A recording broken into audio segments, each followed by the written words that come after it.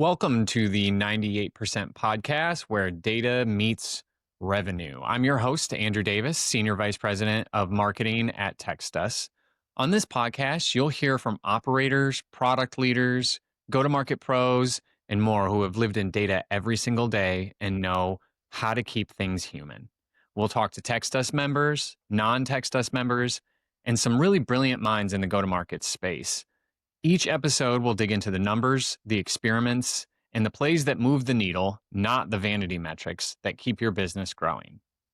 Now, if you've ever been in sales or marketing long enough, you've probably heard that marketing just works. But have you ever stopped to ask why it works or how well it actually works? Today, we're kicking off our very first episode with a teammate of mine and a product powerhouse, Acacia, our Senior Product Marketing Manager here at TextUs. We're diving deep into something brand new, the TextUs Analytics dashboard. We'll talk about how it gives a team more visual and more meaningful ways to understand performance, and more importantly, how you can use SMS data to actually drive smarter, more human conversations with your customers. So let's get into it.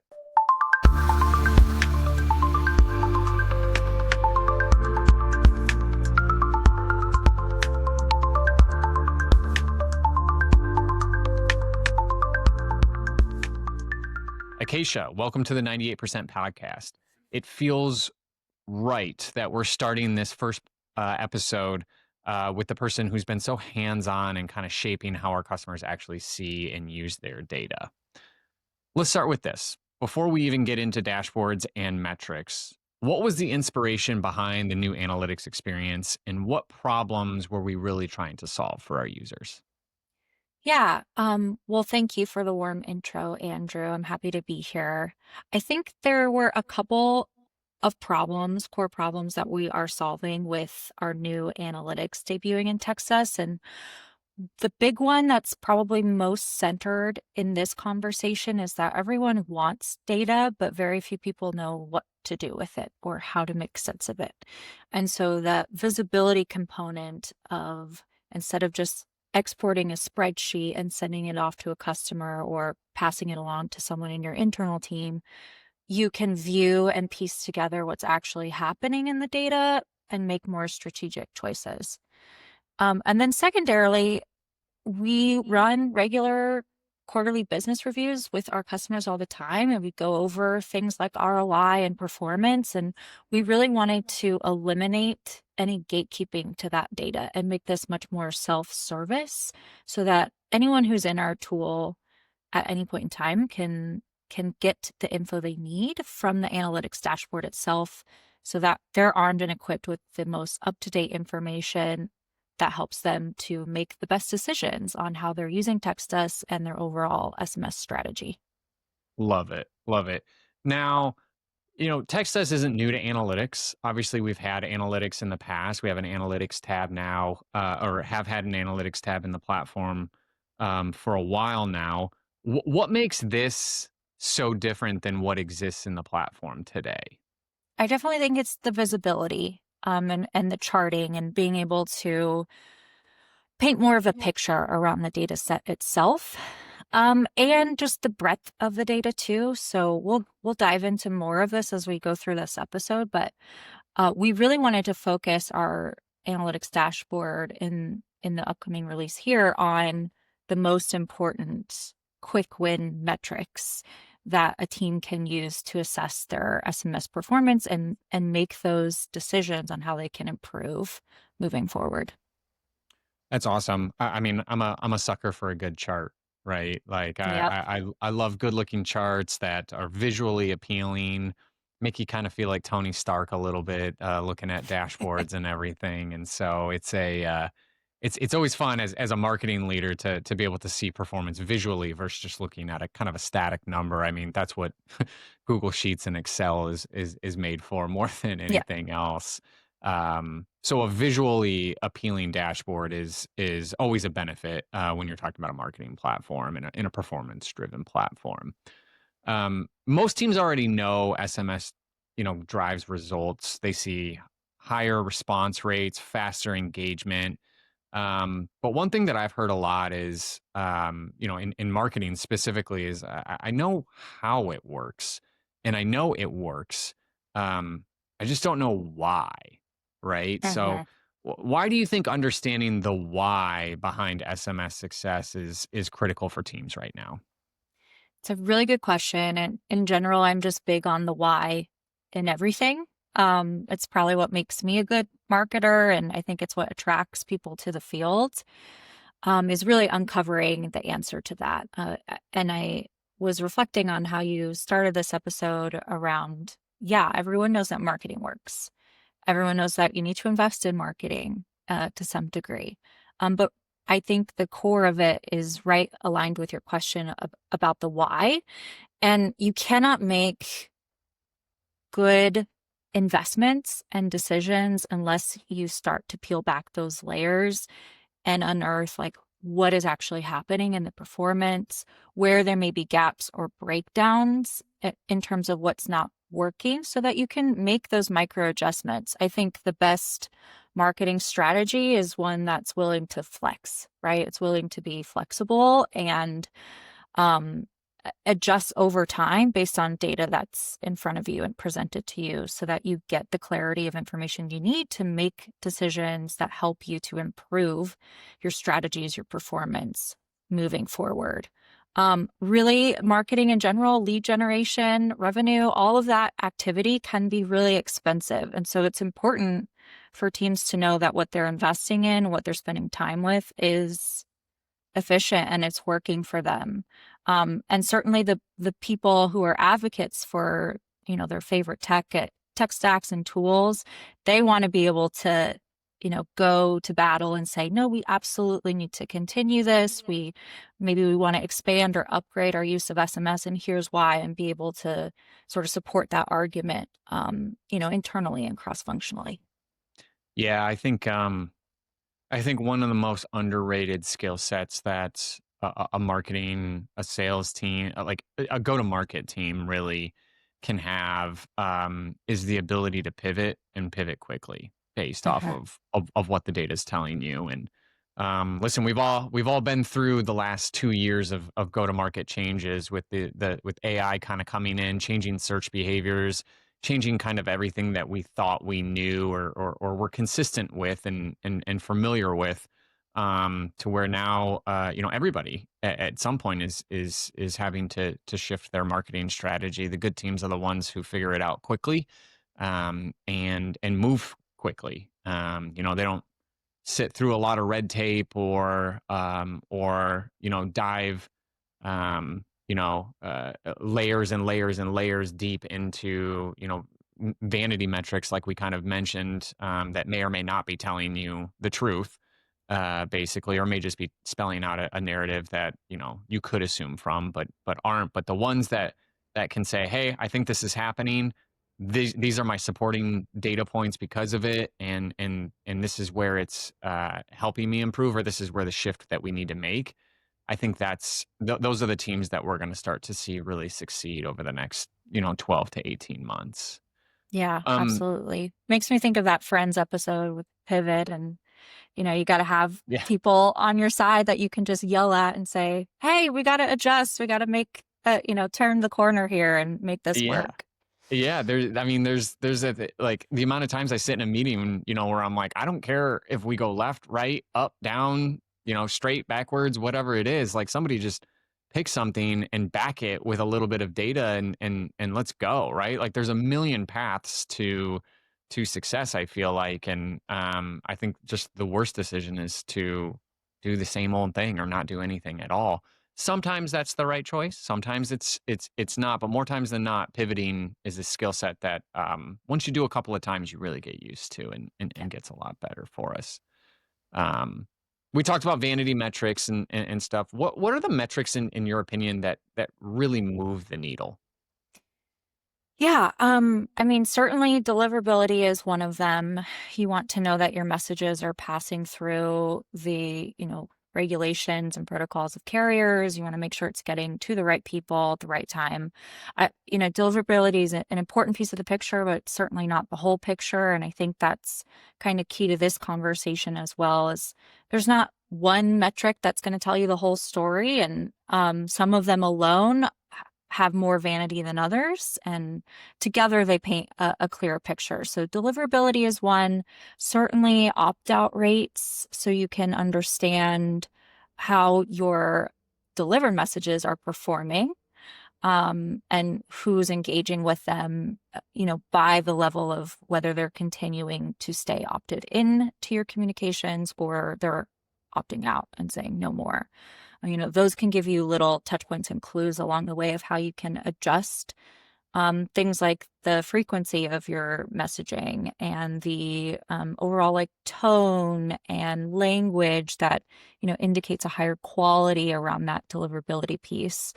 And then certainly your response rates matter too, right? So I know for certain from my personal experience, I get a ton of messages throughout the day on my device from people I know and from, providers I don't know. People you don't, And people like me. sometimes, exactly. And sometimes I just open that because I get the ding, I get the notification, I look at it, and mentally I've responded or dealt with it, but something else comes up along the way and I have it. And so, a good SMS strategy and performance is going to engage people in the right way so that they do not only open it, which is probably more on that vanity side of metric, but they're engaging with you and they're responding.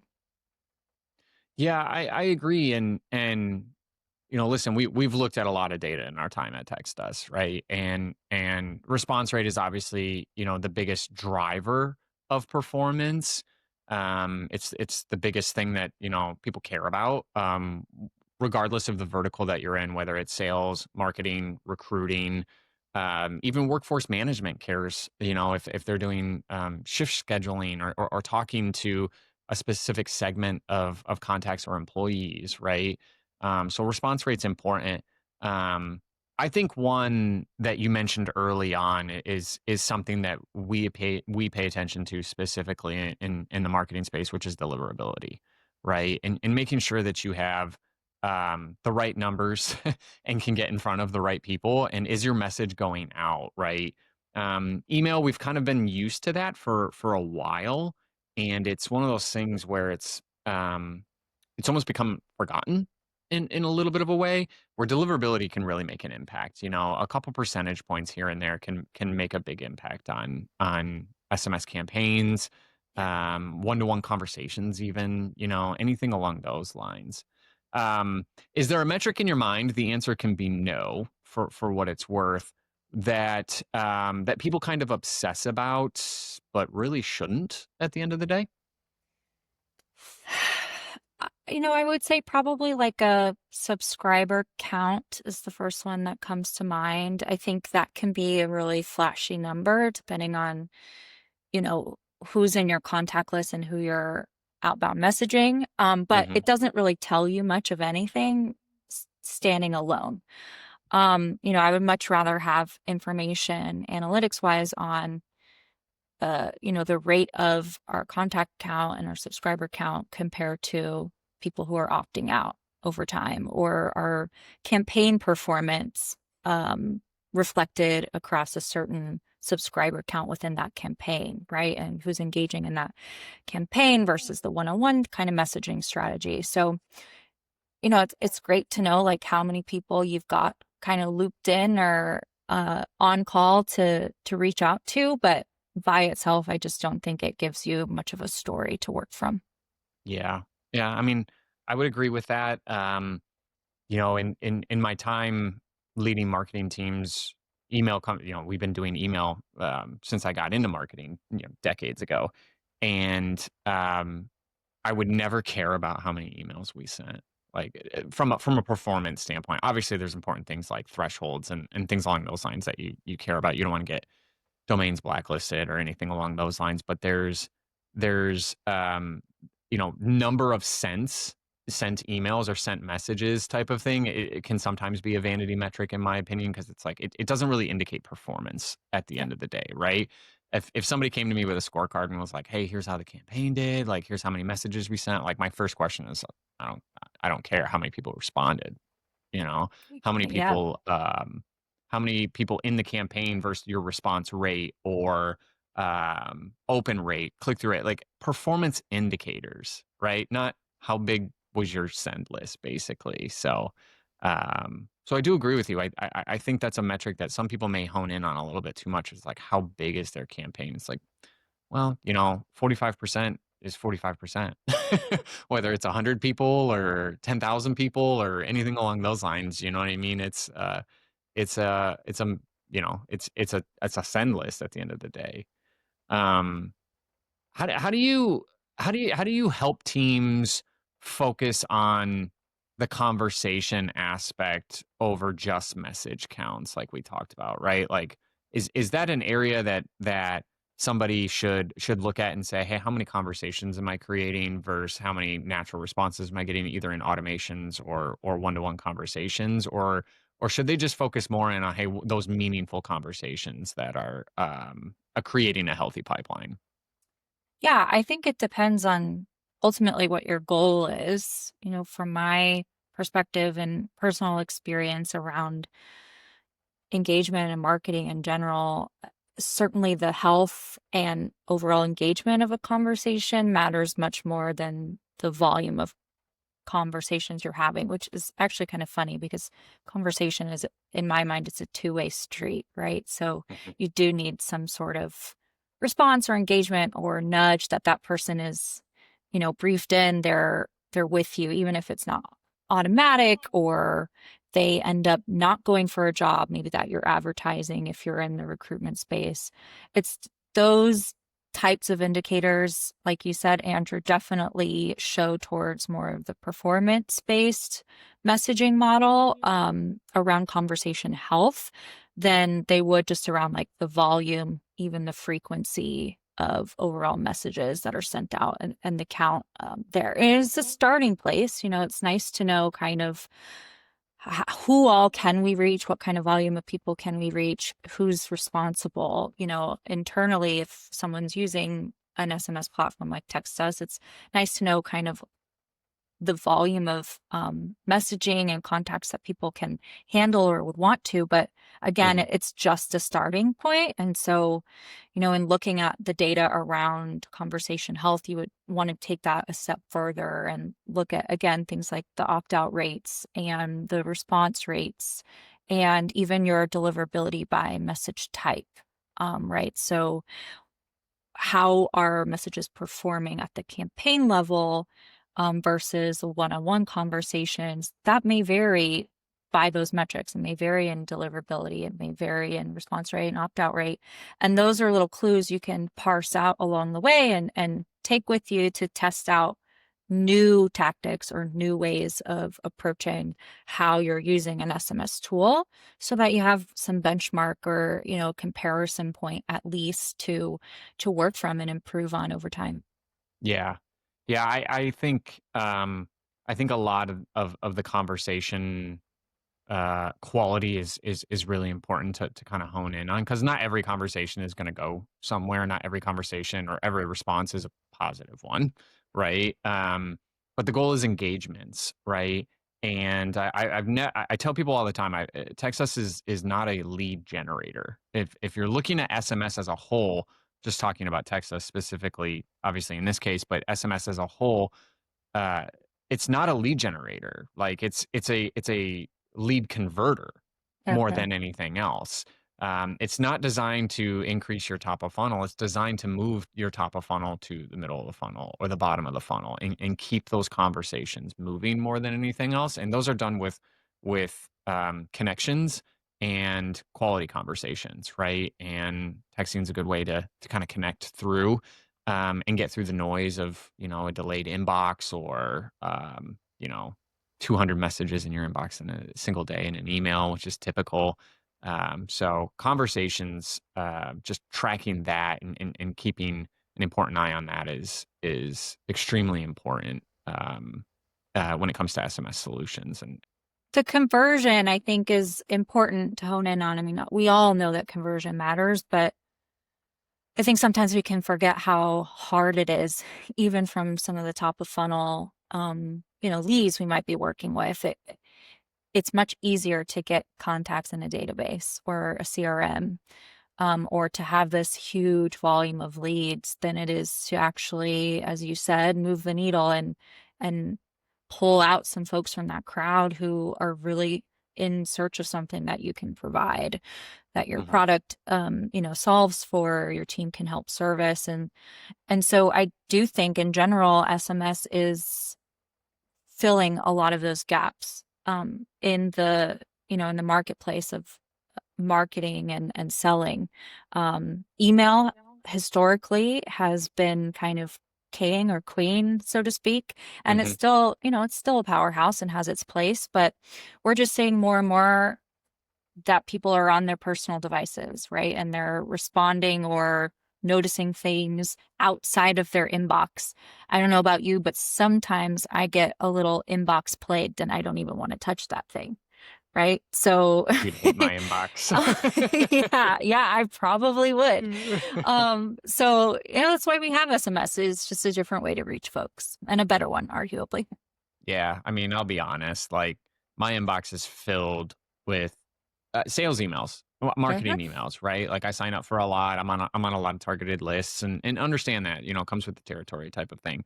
But, if you text me and I'm expecting to hear from you, like, I filled out a form, I opted in, I was part of a webinar, something along those lines, I read it instantly. I mean, almost instantly. Like my phone is literally sitting on my desk. The noise that my inbox makes, it makes a little tennis ball racket sound or whatever, and like it's just white noise to me now. I don't even hear it. But if I get Yeah. that little notification on my phone or whatever, I go down and I look at it instantly. Always keeping an eye on it. Um, and obviously bias here, but I always support the people who do text. I always like to support that medium more than anything else. Um, we spend a lot of time on responses and conversations and everything like that. And I know that, we have a lot on the analytics side that we want to get through. Let's talk about the human side of texting and the human side of metrics. Um, I feel like everything that you've been talking about in terms of the quality of conversation and how texting is it's going to your personal devices more times than not, right? Like it's a very human centric conversation back and forth. Um, that's one thing that I love about the conversation that we're having. We're in this data driven world. SMS is that powerful personal channel that's still out there. How do you balance the numbers with kind of nuance, right? Like, how do you look at it and go, hey, I want to get this message out to hundreds, thousands of people that I have, but also want to be personable. Yeah. It's a really good question. Um, for better or worse, most of our lives are wrapped up in our phones. So it can feel very personal, or on the flip side, interactions can feel very void of personalization or of feeling like someone is addressing you versus a mass or a crowd. Um, it actually calls to mind one of my favorite. She's a researcher, an author, speaker, but many people are familiar with Brene Brown, and she's a social science researcher. And she says all the time that data is just storytelling. And so that's the way I look at it is data, of course, is often quantitative. Even you can even kind of morph some qualitative data into a quantitative representation, but it doesn't matter unless there is a story you can uncover from that at the end of the day. Otherwise, it's just numbers that don't have a lot of meaning behind them.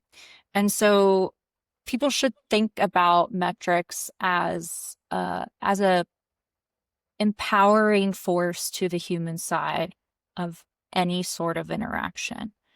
Specifically, certainly with sales. It should really be seen as something that elevates your ability to engage with other people, make connections, measure what truly matters, and stay memorable in a very crowded, loud marketplace and digital ecosystem. And so I think certainly personalization is a key component here. There's lots of ways you can personalize and add tokens to your messages. Something as simple as just pulling someone's first name can go a long way. Mhm. If I get a text message and I see my name's in there and someone's, advertising an open position, I'm much more likely to maybe look up that company on the side than I am if I just receive a message that feels like it went to 1,000 people or more. Yeah. So I think there's little moves you can take. Certainly you can speak to someone's other demographics, right? Like what kind of industry they're in. You can speak to your own brand in certain ways. And I think ultimately, at the end of the day, you want your data again to tell that story and to pull people into the book, right? And make them feel like they're a part of the chapter. Yeah. Um, we mentioned tokens and personalization and everything. It got me thinking about automation more than anything else. And kind of a quicker question for you here. Do you think people over automate SMS sometimes, or do you feel like it kind of comes with the territory of just, hey, when you're engaged with marketing, it's kind of the expectation? Yeah, it's an interesting question because I'm on both sides of it.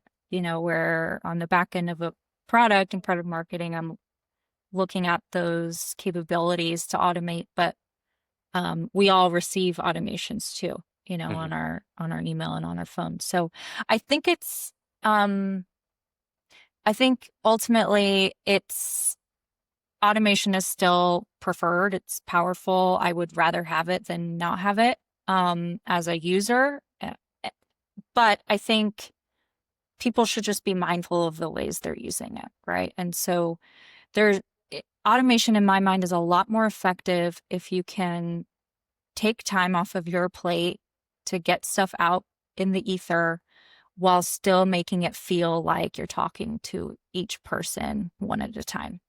And there's ways to do that. And there's ways that someone who's receiving that can perceive and feel some authenticity there around, okay, this person, most people know, like, I'm not the only one they're reaching out to, but just taking the time and having a signal that someone took the time to pull your name into a message, I Hmm. think we're like, it's just a human part of us, right? Like that automatically creates a first impression and point of connection.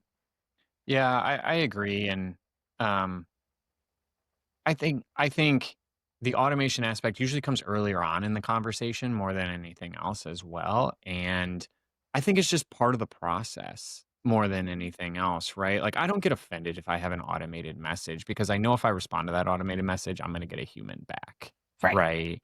Um, Obviously there are AI components that are now starting to do that, but um, again, that doesn't bother me. I'm getting to the destination that I want to get to, right? As long as I'm not being lied to or anything along those lines. Like I'm okay with the automated side of things. And we all live busy lives. We're all expected to do more than we did last year type of thing. And so productivity obviously comes into mind. And automation is one of the first things that we think about when it comes to um, achieving those productivity goals, right? And so it can be used obviously really effectively, but you don't want to lose touch of the human side as well. And Right. sometimes I love it when, like, I'm a text bomber, a cluster bomber in a way where I'll send a question and then another question, another question. I do it on Slack too all the I'm that time. way too. Right, and I just don't put everything in one thought, one message, like, it just, like, it, like, kinda comes in, and I like when that happens back, you know what I mean? When people are back and they answer a question with a quick answer and then they provide context on it and stuff, it makes it really feel like it's an actual genuine conversation, a real conversation that they're putting thought into versus, "Hey, I responded with pricing and now I get pricing." Time and a place for that, obviously, Yeah. time and a place for that type of automated workflow and stuff, but, um it's always a good feeling when you're like, "Oh, I'm actually connecting with a person here and having that conversation." Yeah. It makes you want to keep the conversation going, which is what moves the needle. Yeah, I mean, it does, right? Like, just keeping things hot, keeping things top of mind and moving it, like, that's what the sales process is all about. That's what the buyer's journey is all about, right? Is Yep. striking while the iron is hot type of situation. Um Let's talk about the new analytics dashboard itself. Star of the show here, right? So obviously we talked about what inspired the design. Hey, we had metrics. We have tons of metrics at TextUs. We put out our engagement report every year, state of texting reports. I know we have benchmark reports and everything. So visualizing the data is obviously what inspired it, and making people be able to look at it and everything. Are you able to give us a sneak peek of this thing and show us what it might look like? Yeah, let's give that a try. So what you're looking at right here is what our analytics dashboard is looking like in TextUs. This is very soon to be released, so it's not live on all of our accounts yet, but it's code complete and we're almost ready to release this to the world. So if you go to your analytics tab here, we really wanted to start with what we think are the most important quick win metrics. And sometimes those two things are in conflict, by the way. Sometimes quick wins are not very important, but we wanted to align those two. And so that's where we centered around our QBR data. And we wanted to start at the organizational health level.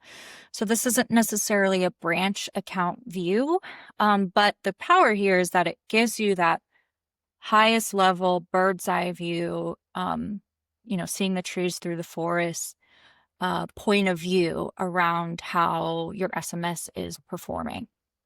And we've got two kind of core, I would call them dashboards in their own respect, through the organizational health view. And the first is centered around usage. So this is all about how an organization is using messaging, their overall deliverability performance, complete deliverability rate, which is what we see here, one-to-one conversational deliverability, and your campaign deliverability performance as well.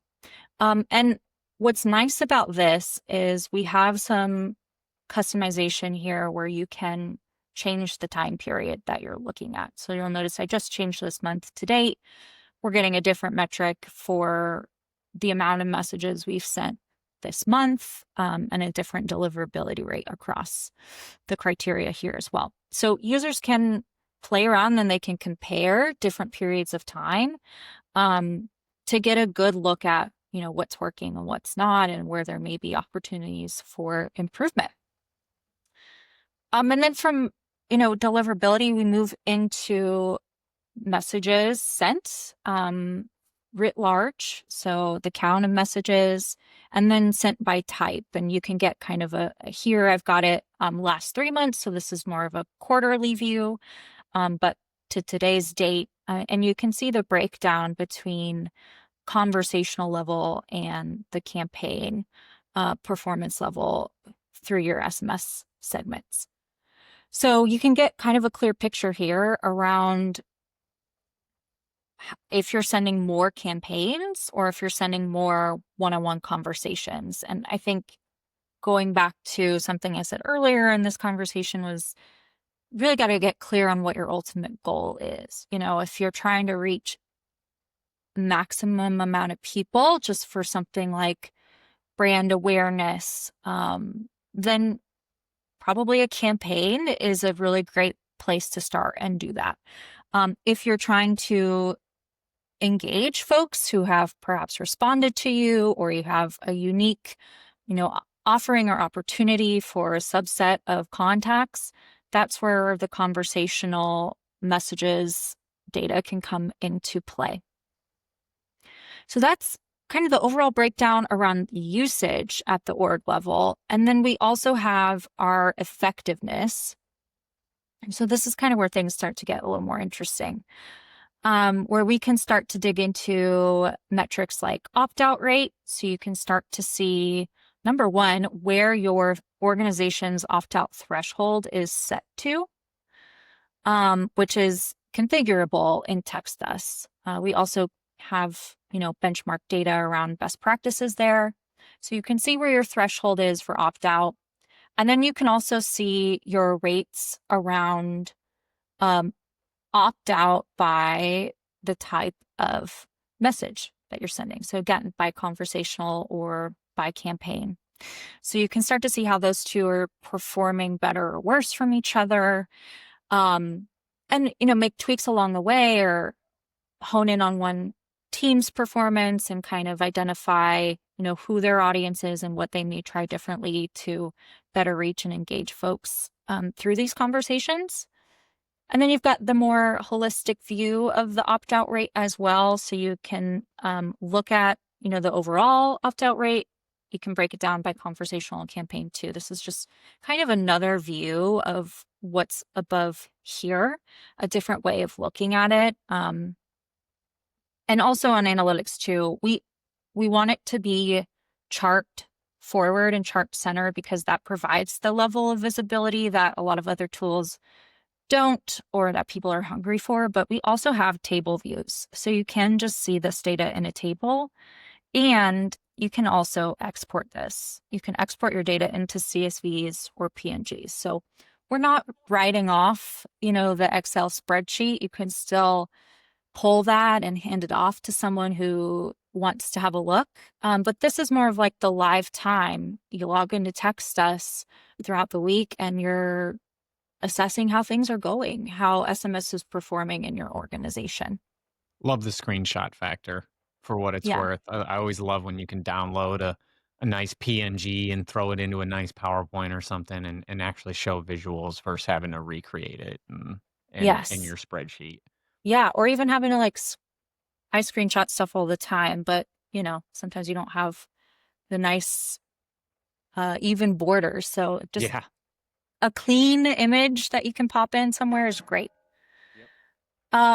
And then, so overall deliverability rate, we talked about that as well. And we get into response rates by type too. So you start by looking at deliverability, then you can kind of hone in on, okay, what's happening with our opt-outs, where our threshold is, how opt-outs are happening at the conversation and campaign level. And then you can compare that and make some evaluations next to the data around response rates by message type as well.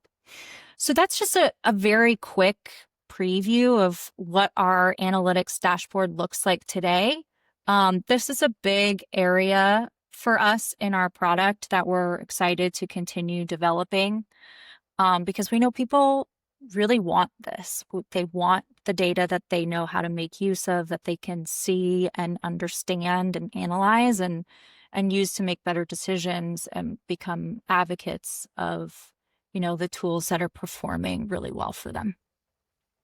I love it. And I know that customers have been asking for this data and we've been covering this data with them in meetings, quarterly business reviews and stuff. Now they have access to it virtually in real time, which is really exciting. And I know just the first step in a long, exciting journey of us on our analytics roadmap for sure. I know there's some pretty cool things coming in the We're future excited. for it.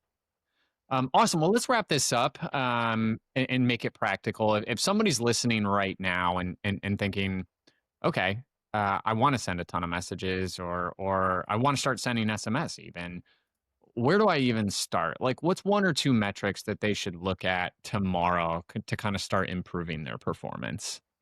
Deliverability, for sure, would be the first place. Make sure that the work you're putting in is going somewhere. It would be a shame, if your deliverability isn't performing where you want it to be. That's the first thing you would want to address, I think, before you look at any other metrics. And then you can start to kind of click down from there and look at some of the other stuff. But yeah, if I was to give like a new hire a piece of advice, first time they're logging into TextUs, let's say, or their SMS platform, and they've been asked to, present on some data, look at the deliverability rate. Then you can cross compare it to some of the other analytics that are available to you as well. Yeah, love it. And I love the thing where you could tell the difference between the type of message sent, whether it was campaign or conversational. For me, that's an easy correlation on two charts in terms of looking at either opt-out rate, deliverability, or even engagement response rate. correlated to the number of messages sent in that same time period, and the type of message can really show, what's making an impact there more than anything else, right? Mhm. So it's awesome. Well, Acacia, this was great. I appreciate you giving us an overview of the new Analytics 2.0. Really excited for that. I love that we just didn't talk about numbers too. We talked about what those numbers mean and how to stay human in communication and in this world of business that just seems to be changing constantly. For everyone listening, if you want to actually see what we've been talking about, you can check out the new TextUs Analytic dashboard coming to you shortly. It's rolling out in the next couple of weeks and will be available to customers inside their accounts to specific users. Thanks again, Acacia, for joining us. Any parting words for our listeners? Happy to have been here. I'll definitely have to come back when we've released Analytics Pro down the line. That's going to be exciting. So thank you for having me. Parting words would just be know your goal and measure what matters. Absolutely. Measure what matters is a great way to leave it off. If you like what you heard today, follow or subscribe wherever you listen to podcasts. We've got more conversations coming with go-to-market operators, data leaders, marketing pros, sales pros, you name it. We'll get more guests on and click that subscribe button, click that button, and comment if you have questions, ideas, anything along those lines. We'd love to hear from you. But until next time, I'm Andrew Davis. Keep tracking, testing, and texting smarter.